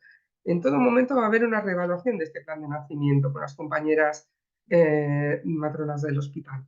Y eso da seguridad a la mujer para ese momento del parto, que genera bastante ansiedad anticipatoria. En las 40 semanas, si no se ha producido el parto, pues ya se cita a la mujer en el hospital elegido para el parto y ahí se continúan los controles. Esto es lo que hacemos en Cataluña. Como os decía antes, el hecho de que las competencias sanitarias están transferidas hace que se produzcan situaciones de inequidad. Por ejemplo, me consta que en otras comunidades autónomas, estuve hablando hace poco con una compañera de Andalucía, el seguimiento por protocolo, lo pone en su protocolo, se hace entre médicos de familia, enfermeras y algunas visitas de matrona. Esto ya pone en riesgo, para empezar, esa relación terapéutica de confianza y que al final no permite que se crea el vínculo que facilite que los cuidados sean óptimos. Así que tendríamos que reflexionar si realmente hace falta replantearnos esto. En cuanto a la atención al parto, vale, vuelvo a insistir. Yo les deseo... Yolanda, 2 minutos te quedan. Vale. La atención al parto normal es competencia de las matronas, es la profesional capacitada para atenderlo y en caso de desviación de la normalidad derivar al obstetra. Se trabaja siempre en equipo, se realiza pinzamiento óptimo de cordón, alumbramiento dirigido, se cuida mucho el piel con piel y en caso de que sean cesáreas no emergentes se intenta que sean acompañadas. Los primeros cuidados al neonato y la reanimación neonatal, si se precisara, también es competencia de la matrona. Y no olvidemos otras opciones de parto como las casas de nacimiento, sean públicas o privadas, o el parto en casa. En cuanto al puerperio, el puerperio inmediato, que son esas 2 primeras horas posparto, idealmente deberíamos proporcionar indicaciones para el inicio de lactancia materna si lo desea la mujer y asegurarnos de no separar a la madre y su criatura. El ingreso hospitalario idealmente debe ser inferior a 48 horas, altas precoces. Si el riesgo es normal, la propia matrona puede altarlo y en caso de que sea alta precoz se haya producido o que sea una situación de vulnerabilidad, ofrecemos puerperios domiciliarios. Después, en la consulta de matrona a los 7-10 días posparto y según necesidad hasta la cuarentena, que son esas 6 semanas, en la que se hace la valoración física, tanto de constante suelo pélvico, métodos anticonceptivos, como emocional. Se vuelve a valorar una vez más la salud mental perinatal con el test de Edimburgo y también la violencia de género. Ofrecemos grupos de lactancia y posparto y el seguimiento de patologías obstétricas como diabetes gestacional, tiroides, etc. La lactancia se inicia en el hospital y en el caso de haber problemas se considera una urgencia que debe ser atendida. Se facilita el soporte en grupos de lactancia, en grupos posparto, en las visitas puerperales de seguimiento y en consultas específicas de lactancia. O sea, que recursos hay. Está muy bien que hayan profesionales privadas, pero hay que intentar que todo el mundo tenga acceso y para eso es la sanidad pública quien debería ofrecerlo de manera universal. En cuanto a los protocolos, a nivel estatal existe la guía de práctica clínica de atención al parto normal.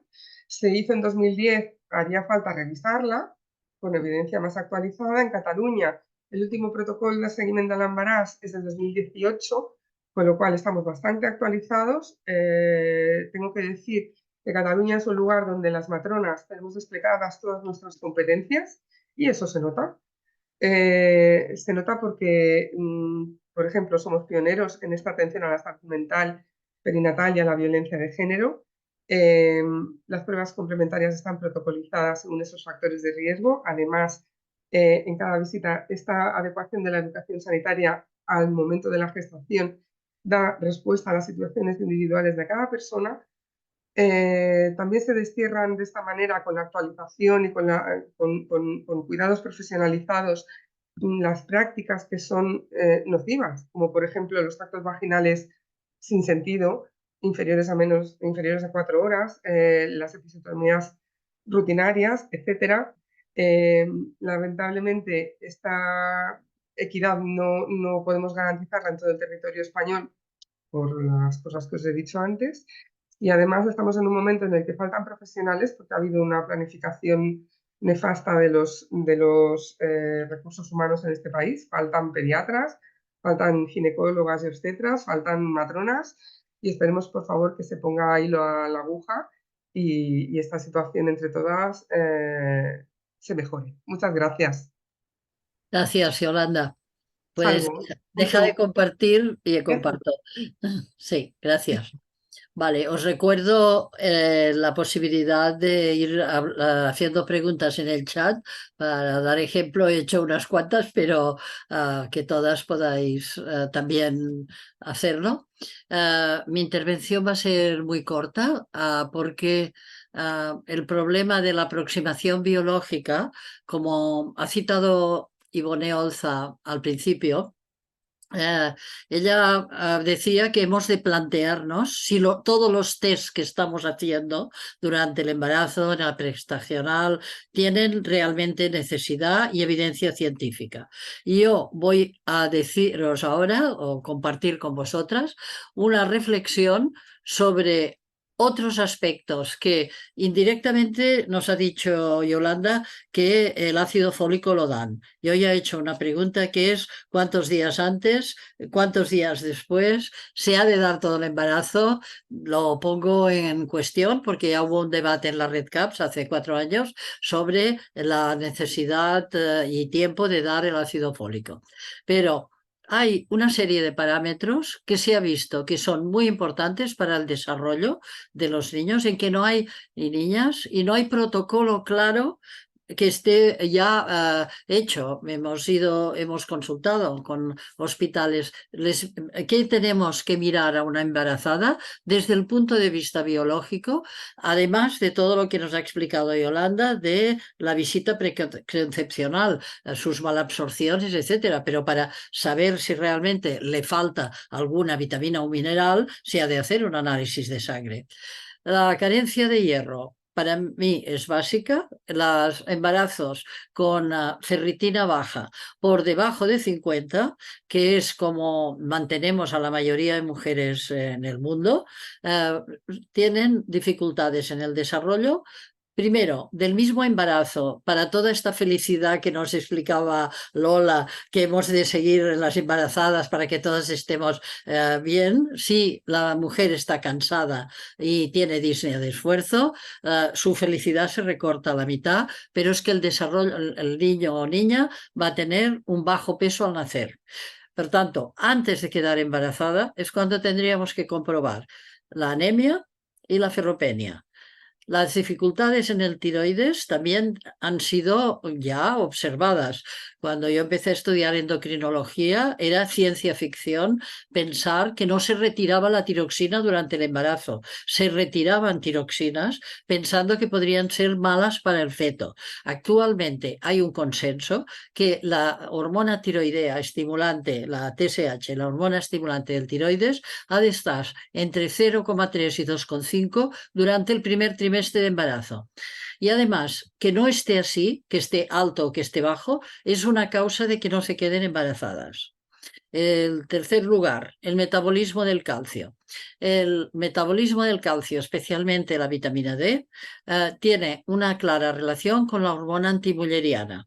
Cuando ahora a muchas chicas jóvenes de 35 a 40 años que quieren quedarse embarazadas y ya les empiezan a asustar diciéndoles que no podrán quedarse porque tienen una antimulleriana baja, yo les recomendaría que al mismo tiempo se hagan la vitamina D, porque la 25HD3 marca la diferencia y ha de estar entre 30 y 100 nanogramos por mililitro y el calcio pues entre 8,5 y 10. Antes de embarazarse, el zinc es importante, no la cantidad de zinc que se está tomando en la sociedad pudiente. No sé en Argentina si tenéis también esta cantidad de, Marisa, de mujeres que están tomando suplementos a todas las edades. Pero antes del embarazo sí que es importante el zinc porque un zinc bajo favorece malformaciones congénitas, especialmente cardíacas, y un ácido fólico insuficiente, malformaciones del tubo neural. Pero ¿hasta qué punto hemos de estar dando meses de fólico? Porque aquí sí que hay una lesión para la madre. Cuando más tiempo toma ácido fólico, más a la larga puede haber problemas en la salud de la madre a largo plazo. Y aquí en España se suplementa a veces con yodo, cuando a lo mejor la mujer ya está tomando tiroides, cosa que no se tendría que tomar. Pero el suplemento con yodo, esto no nos ha hablado Yolanda, después lo hablamos, está poco claro en según qué zonas. Aquí Carmen Mosquera en Asturias lo había estudiado muchas veces, las dificultades Y en salud pregestacional, la vigilancia de la diabetes y la prediabetes. Sí que es importante porque aquí sabemos que un embarazo desarrollado con glúcidos alterados puede dar problemas de macrosomía y por lo tanto dificultades, bueno, y desarrollo alterado del feto.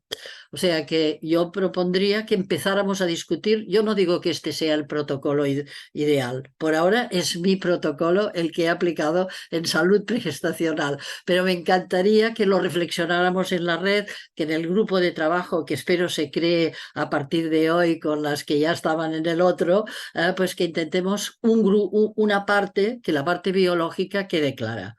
Porque durante el embarazo también hemos de seguir este problema. Si falta hierro, va a haber disnea de esfuerzo y va a haber niños con pequeños para la small for the age, que estaban pequeños para la fecha del embarazo. Si falta tiroides, va a haber un aumento de peso, más abortos en los 3 primeros meses de embarazo y más preeclampsia y eclampsia. Si no funciona la vitamina D, también va a haber más preeclampsia y eclampsia y más tetania. Si faltan minerales, no está claro ya. Una vez formado el tubo neural, no está claro que tengamos que dar dosis altas de ácido fólico, con las mismas dosis que tenemos para la vida cotidiana. Por tanto, aquí es una controversia a preguntarse. Y también la glucemia, naturalmente, hay que seguirla.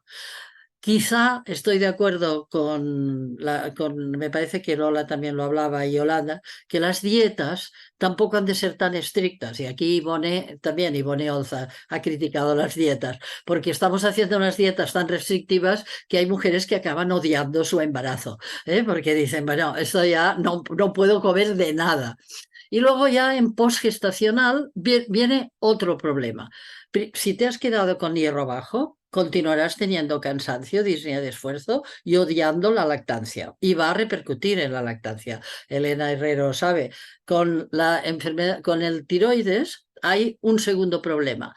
Aunque durante el embarazo se hayan mantenido contenidos los anticuerpos antitiroideos, 40 días posparto hay un rebrote de las enfermedades autoinmunes en las que ya lo tenían.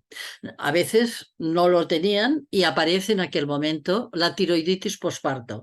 Por tanto, en el momento en que la matrona a veces se despide a la paciente y la ginecóloga le dice, o el ginecólogo, adiós, en aquel momento yo ya hago una receta y les digo, 40 días posparto hay que mirarte la TSH y los anticuerpos, porque en este momento vas a hacer un brote. A veces la tiroiditis hace un brote antes incluso. Hay matronas y médicos que me han dicho, ya les veo el dibujo del tiroides en el cuello a la semana y media de haber parido.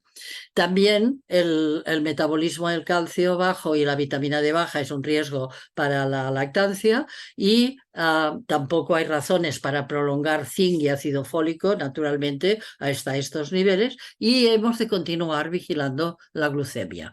Y por último, señalo controversias, pero me estoy encontrando en este momento que habiendo aumentado la conciencia de que el tiroides es muy importante para el embarazo, algunos ginecólogos y algunas matronas dicen, si usted está tomando tiroides y está en el primer mes de embarazo, aumente 25 microgramos sin mirar la TSH. Error. Ya he visto 3 abortos por esta razón, porque de golpe las ponen hipertiroideas. Es una mala praxis, pero alguien lo debe haber dicho. No sé quién, porque a veces, como corren las informaciones, pues hemos de analizarlo también. Segundo, el hierro férrico no se absorbe, el ferroso es el que se absorbe, pero naturalmente cuesta más de digerir, por tanto hay que encontrar el hierro ferroso para cada mujer. A algunas les va bien una marca, a otros les va bien otra, pero lo que no podemos hacer es a una mujer que tenga una ferritina de 20 decirle que como no tolera bien el ferroso le vamos a pasar a férrico, como lo he visto hacer, y entonces ¿qué ha pasado? Que en el tercer trimestre de embarazo tenemos 3 millones, una anemia de 3 millones y una ferritina de 2. Y así no podemos afrontar la tercera fase. Por tanto, controversia de qué hierro utilizamos. Controversia de, ¿tenemos que tomar yodo si ya está tomando tiroides? Controversia de tomar el ácido fólico todo el embarazo. ¿Tiene algún sentido? A dosis altas, que estamos dando aquí en España 5 miligramos, que con 600 microgramos tendríamos suficiente y le estamos dando 5. Vale. Y después, otro problema es al revés. Si tienen falta de vitamina D, no se la doy. Bueno, pues resulta que la vitamina D también es importante para el feto y hay la controversia de darle gotas de D3 o 25 HD3 directamente. Está ya, es para otro webinar, ¿eh? Algún día haremos alguno de vitamina D, pero lo lanzo porque hay muchas cosas que no están claras. Por tanto, solo digo, falta mucho por investigar y falta mucho por actualizar, y en esto estamos de acuerdo con Yolanda, que falta mucho por actualizar protocolos. Y entramos en que nos leemos en el chat, las dejo de compartir, vale. Dejo de compartir y nos vemos las caras, las que quieran enseñarse la cara, y vamos a ver reflexiones que queráis hacer, que por cierto las podéis hacer vaya, levantad la mano y preguntad, no es necesario que lo escribáis, pero veo que hay más cosas escritas en el chat y a lo mejor Ariadna lanza alguna pregunta. A ver, Sí, alguna a de ver, las que... preguntas. Espera, que Elena está levantando la mano. Es que las que quieran perfecto. hablar primero, que levanten Sí. la mano. Elena, adelante. Hola, puedes hablar. Hola, Hola, querida. ¿se oye bien? Perfecta. Bueno, pues gracias, un saludo a todas. Me ha entusiasmado el webinar y me gustaría que volvieras a poner la diapositiva, si puedes luego, Carmen, porque he tenido que salir un momentín de la parte post-gestacional, porque has tocado temas que, bueno, nosotras vemos con mucha relevancia habitualmente en las consultas, y es que a pesar de todos los controles que tienen las mujeres embarazadas y de todas las recomendaciones y de todo lo que se supone se gestiona y se estresa a muchas de esas mujeres embarazadas, pues hay cuestiones elementales de su salud física y mental y social que están totalmente ignoradas de los protocolos. Entonces, pues vamos, el tema de la anemia, el tema de la alteración tiroidea, en fin. Tengo que mandar a la red pues un resumen que encontré hace poco de, bueno, pues donde se reconoce que las alteraciones inmunitarias pues afectan 9 veces más a las mujeres que a los hombres, y bueno, pues se están estudiando si tiene relación más bien con el cromosoma X que con otras situaciones hormonales que se habían valorado. Es decir, todo eso está en el cóctel del embarazo, se dispara con la gestación, por supuesto, y se sigue disparando porque sigue siendo reproductivo el periodo puerperal. Es decir, y donde tienen que fluir pues las hormonas, el apoyo y todas esas cosas. Entonces, aparte de que estas cuestiones que has planteado de la salud física, pues luego está la salud mental y social. Es decir, el 25% de los bebés que nacen hoy en nuestra sociedad pues son hijos e hijas de mujeres migrantes, y no se dan las circunstancias idílicas e ideales que las mujeres pues blancas tenemos, ¿no? Y eso hay que tenerlo un poco en cuenta, porque si no lo tienes en cuenta, pues luego se dan situaciones un poco dramáticas. En mujeres que están solas, que no saben dónde acudir, que no tienen red social y que en sus problemas físicos, mentales o sociales, pues pueden ir directamente pues eso, a la tragedia. Y luego, en el tema del periodo puerperal y del posparto, pues sí, tú has planteado pues el tema de que se favorecen los grupos de apoyo, vamos, la compañera que es matrona, pero ahí pues por ejemplo, las matronas, nosotros aquí las incentivamos muchísimo a que pidan analíticas por parto a las mujeres, que chequen un poco su situación, pues eso, de anemia, de tiroides, porque eso tiene una clara repercusión en la lactancia también.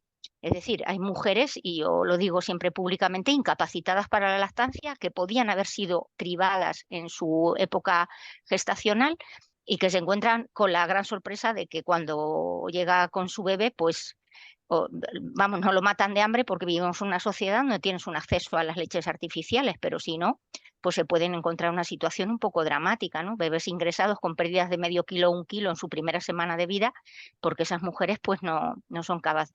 de producir leche, y luego se les da todo tipo de explicaciones, que si no lo has puesto suficiente, que si no, pues que se rechaza al bebé, qué sé yo, todo menos los problemas biológicos que había de base, ¿no? Y que no fueron estudiados en su día. Quiero decir que nosotros vemos hipoplasias que nos llaman la atención, nada más que vemos a la mujer, y en cambio esas mujeres pues han sido ignoradas en esa realidad, vistas por matronas, ginecólogos, etcétera, etcétera, ¿no? Y bueno, nosotros consideramos esencial la atención domiciliaria, lo decía un poco en el chat, porque la atención domiciliaria es la que permite ver a la mujer en su situación realmente. Y bueno, no como más tiempo, que otras compañeras tendrán Gracias, cosas más Elena. interesantes que Sí, decir. y de paso deciros que Elena, porque has dicho aquí y no saben dónde eres, estás en Asturias y Ya. estás, creo que en Oviedo, ¿no? ¿O no? ¿Sí? Bueno, vivo en Avilés, trabajo en Pues, Gijón y pues pasamos igual, pues consultas en ahora, todas bueno, para en todas las que ciudades. cuando habléis os presentéis, porque aunque un poco os conozco más, pero hay otras compañeras que no os conocen. Vamos a ver, ¿alguna mano más levantada? Y si no, hablaremos de chat con el chat. ¿Hay alguien que quiera reflexionar algo, decir alguna aportación? Vale, pues si queréis. Buenas. Hola, ¿Cómo Alicia. estáis? A ver, Me presento porque no me habéis visto nunca. ¿vale? Lisa Schmitz, soy enfermera, vivo en Palma de Mallorca, me he especializado en TDAH, en TEAS, he pasado por muchas variantes. Actualmente soy sexóloga. Durante toda mi experiencia profesional, sobre todo como instrumentista de estética, he visto bastante la desigualdad que había hacia la mujer, hacia su propio autoconcepto. Eso fue lo que me ha motivado más a introducirme, ¿no?, en las raíces de toda esta problemática existente social, y la que me ha dado fuerza hacia poder seguir mis estudios hacia la sexología, que todavía brinda más la opción, ¿no?, de realmente ver estas situaciones y el por qué. Y en ello actualmente estoy trabajando en escuelas, institutos, asociaciones, impartiendo talleres. Me ven cansada porque ayer estuve en Menorca, yo vivo en Palma de Mallorca, entonces estoy de aviones, y bueno, intentando transmitir siempre esa visión, como decía antes, la primera ponencia de todas de hoy que han dicho poneros las gafas lilas, pues en ese aspecto lo tengo bastante en cuenta, porque cuando estás hablando con sexto de primaria, que son personas de 12 añitos, 13 añitos, 14, y ya ves cómo está instaurado el imaginario social y sexual hacia el rol de género tan pronunciado en sus raíces, es bestial. Luego, claro, entiendo mucho más ahora como a mí con 25, 30, 35 años desde la estética, ¿no?, me venían tantas mujeres con tantas intervenciones que querían hacerse, sobre todo vulvoplastias, un montón, ¿vale? Y entonces ahí incido yo en mis ponencias ahora que estoy en las raíces, desde la infancia, la adolescencia y juventudes, trabajando con ellas. Incido mucho en la estética, incido mucho en la corporalidad, en la diversidad, en la aceptación.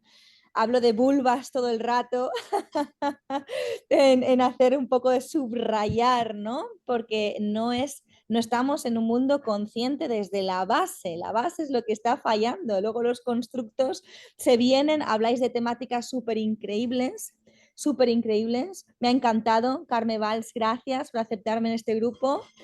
Y sí que es verdad que he visto desde la enfermería, que también he estado en ginecología, he compartido mucho lo que habéis dicho, porque durante el embarazo yo he visto muchas situaciones en las que realmente yo me he sorprendido, me he criticado a mí misma y he criticado a mis profesionales y compañeros, porque desde luego ves muchas injusticias en la praxis de día a día. Y todo esto me lleva a la misma conclusión, que mi papel dentro de las escuelas es tan importante, porque es ahí donde están los futuros profesionales, las futuras médicas, ginecólogas, enfermeras, abogadas. Es decir, ahí está el constructo que empieza. Entonces, claro, ahí es donde yo meto brecha, he dejado la asistencial a un lado para dedicarme de pleno a la raíz. Entonces, un poco para presentarme, Carmen, porque no me conocías, entonces pues aprovecho esta instancia para darme un poquito de conocer, a darme la imagen y bueno, que conozcáis en qué estoy trabajando yo en mi día a día, ¿no? Y muchas gracias. Bueno, gracias. Pues Ariana, ¿me dices algunas cosas más del chat? Si hay alguna más que y levante la mano, la que quiera hablar, pero es que no lo puedo ver, no puedo ver el chat, Sí, no sé por qué. la primera pregunta es la tuya, de cómo podemos acompañar si las mujeres no pueden tener un coach en su vida. Estaba dirigida a Lola, porque, claro, no todas las mujeres van a poder acceder. O qué bases podemos crear, porque Ivone Olza también habla de la necesidad del acompañamiento. Elena, bueno, creo que en Asturias hacen lactancia porque está Elena, porque hace años que está trabajando, o sea, ¿cómo lo hacemos? ¿Cómo podemos incentivarlo a nivel social y qué les decimos a los de salud pública? ¿Qué tienen qué pueden hacer para que no estén tan aisladas, tan solas? Encima que España es uno de los países con menos natalidad, ¿no? Como Italia. Parece que somos España e Italia, que estamos a 1,5 hijos, excepcional, con la excepción de las sanitarias, ¿eh? Las médicas y enfermeras, pues parece ser que tienen una media más alta, porque creemos en la maternidad y en la vida, parece, pero en el país estamos escasas. ¿Cómo lo hacemos, Lola? Concrétanos si hay algunas posibilidades o cómo lo ves. Yo creo que, bueno, es básico podernos asociar, o sea, crear tribu, aunque no sea de una manera metidas dentro de una entidad, de una institución. Lo que es básico es podernos relacionar entre nosotras para poder cohesionarnos y poder hacer llegar que realmente la maternidad necesita de la tribu, o sea, que vaya permeando todo esto, porque realmente no es lo mismo maternar en soledad que maternar en tribu. Pongo mi ejemplo, yo hace 25 años fui madre. Yo materné de una manera totalmente en solitario. Ahora que tengo la experiencia de haber podido entrar en este campo que me apasiona y que he podido acompañar, yo misma me hago la pregunta de si yo esto lo hubiera podido vivir, qué diferente hubiera sido mi maternidad. Para mí es básico que podamos poner al centro los cuidados y poder dar a conocer qué relevancia tiene tan importante en nuestra salud mental para poder acompañar a nuestro bebé, para poder acompañar esa evolución. Y como decía ahora la compañera, es que realmente estamos hablando de la salud mental poblacional, o sea, nos estamos jugando muchísimo. Entonces, creo que es muy necesario poder incidir en que, aunque no sea de una manera, vamos a decirlo, oficial, nos agrupemos, nos asociemos, nos encontremos. Es básico, es básico. Necesitamos crear redes de apoyo entre nosotras. Aquí voy al feminismo, o sea, es decir, para mí es imprescindible. Es partir de la base de, bueno, no sabemos qué harán las políticas, los gobiernos, etcétera, etcétera, pero sí que nosotras podemos hacer algo, tomar esta iniciativa. De acuerdo. Gracias, Lola. Ahora ha levantado la mano Marisa Godoy desde Buenos Aires. Marisa, adelante. Hola, primero Hola. pido disculpas si tengo interrupciones porque estoy con mi hijo y con mi hija, cada tanto Bueno, la maternidad tiene estos gajes del oficio, ¿eh? Vale. Por supuesto, de hecho, bueno, no, me quedé pensando un poco en esto de, bueno, cómo hacer, ¿no? Y también hay una pregunta en el chat o un comentario sobre la práctica cuando a veces se vuelve un poco elitista, como vamos descubriendo que se necesitan nuevas herramientas, que hay más recursos, pero ¿cómo hacemos que eso llegue justamente a las que más necesitan? Porque esto de la ley de cuidados inversos, ¿no? Que al final el que más le necesita, menos le llega. Y todo el tiempo estamos pensando en cómo hacer. Bueno, lo que decía recién Lola de armar redes y grupos, creo que es la estrategia principal. O sea, más allá de los sistemas sanitarios, donde haya un grupo de mujeres que se pueda acompañar, ya hay un montón de ganado en ese sentido. Pero después en relación a las profesionales de salud, no sé, meternos más en las universidades. Yo preguntaba también si había formación de salud mental en las universidades de España cuando se forma, por ejemplo, las matronas. Yo me formé en medicina hace muchísimos años y no existía nada de salud mental perinatal, pero bueno, justo acá en una universidad pública cercana estábamos viendo la posibilidad de que yo ingresara como docente y ahora decía, lo primero que quiero decir es que tienen que poner la materia salud mental perinatal en la formación de matronas de pregrado o en los posgrados, como que tiene que haber más formación académica en general para que todas las profesionales estemos más conscientes de esto y lo incorporemos. Como que la vía académica se me ocurre una forma de meternos y de ponerlo más al acceso, porque si no siempre queda que la mujer que tiene la posibilidad de contratar a la médica copada o la que tiene la formación o lo que fuera, va a tener una mejor atención que la que va al centro de salud o se atiende vía sistema público. Nada, eso quería compartir como estrategia, la única que se me ocurre en este momento, las redes de mujeres y la formación académica. Gracias, Marisa. Pues ahora te he contestado por el chat dónde puedes encontrar información de lo de las médicas, que lo tenemos colgado en el CAPS. Yolanda, que también servirá para casi cerrar porque a las 9 en punto cerramos, que nos hemos alargado un poco más del tiempo. Mira, es verdad, hay que hacer red y esto es lo que a las mujeres a lo largo de toda la historia nos ha salvado. Dicho esto, a los gestores hay que demostrarle que es barato atender todo esto, que es barato, que hay que hacer políticas, hay que hacer estudios, hay que demostrar que invirtiendo ahí es la manera como después vas a ahorrarte dinero, que es el único lenguaje que entienden. ¿Es una pena? Mucho. ¿Es lo que hay? También. Ya está. Vale, haremos presupuestos, haremos presupuestos. ¿Alguna pregunta más o reflexión? Yo había preguntado en concreto cuánto tiempo tendríamos que dar el ácido fólico. La doctora Laia Sánchez, que se ha tenido que marcharse, me ha contestado que a veces llegan a dar 800 microgramos de metilfolato. Bueno, yo os lo dejo abierto, porque de cada webinario, aparte de que tú me preguntabas, Elena, mi última diapositiva, lo podrás volver a ver, el webinario, y pararte cuando tú quieras en cada diapositiva para ver qué cosas no están claras.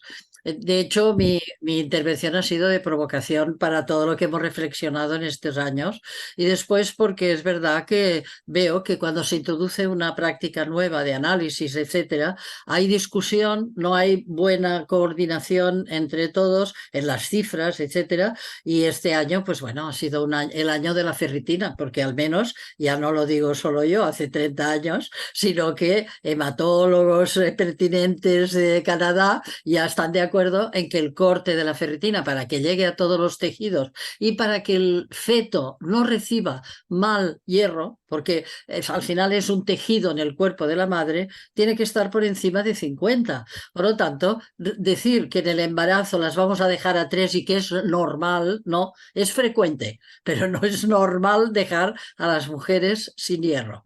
Y esto, como no lo vamos a cambiar en 2 días, también hemos de hacer la tribu de las profesionales, que es un poco la Red Caps, ¿no? La tribu de las que lo queremos hacer un poco mejor e intentaríamos reflexionar con Ivone también, que me ha dicho que escuchará también el seminario, pues vamos a hacer un grupo de trabajo en que podamos dar información veraz, porque una pregunta que yo he hecho es ¿cómo se actualiza? Porque Yolanda ha dicho...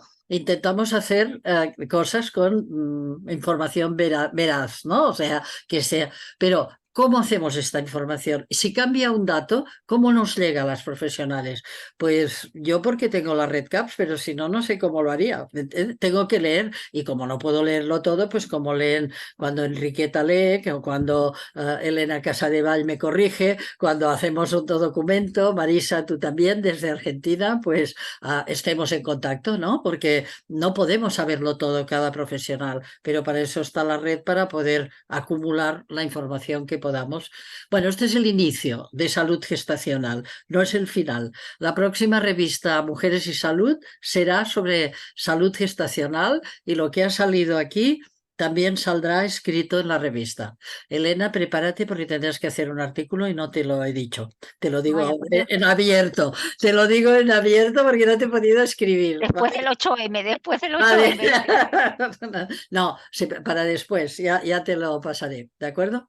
Bueno, muchas gracias a todos y que tengáis un buen final de semana y una buena reflexión.